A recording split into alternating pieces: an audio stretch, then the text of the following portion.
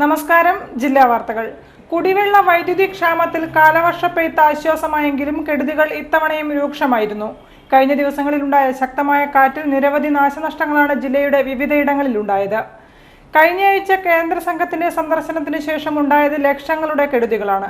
Report പ്രധാന വാർത്തകൾക്ക് ശേഷം. കോഴിക്കോട് ജില്ലയിൽ കനത്ത മഴയിലും ചുഴലിക്കാറ്റിലും വ്യാപക നാശനഷ്ടം. കോടഞ്ചേരി പഞ്ചായത്തിലാണ് കൂടുതൽ നഷ്ടമുണ്ടായത്. കെടുതിയുണ്ടായ സ്ഥലങ്ങളിലും ദുരിതാശ്വാസ ക്യാമ്പുകളിലും മന്ത്രിമാരും റവന്യൂ ഉദ്യോഗസ്ഥരും സന്ദർശനം നടത്തി. നാശനഷ്ടം സംബന്ധിച്ച വിവരങ്ങൾ ശേഖരിച്ചു വരികയാണ്.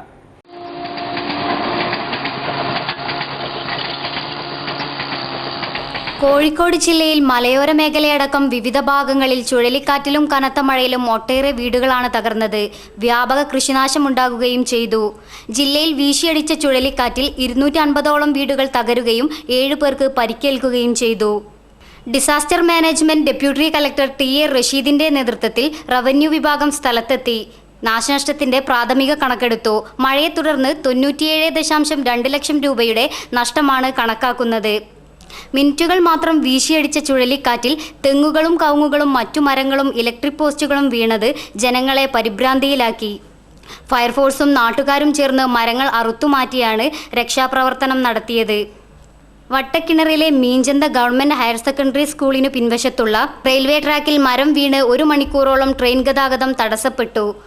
ചെറുവണ്ണൂർ ലക്ഷദ്വീപ് മാർക്കറ്റിംഗ് കോഓപ്പറേറ്റീവ് ഫെഡറേഷന്റെ കൊപ്ര സംഭരണ ഗോഡൌണിന്റെ മേൽക്കൂരകൾ പാറിപ്പോയി.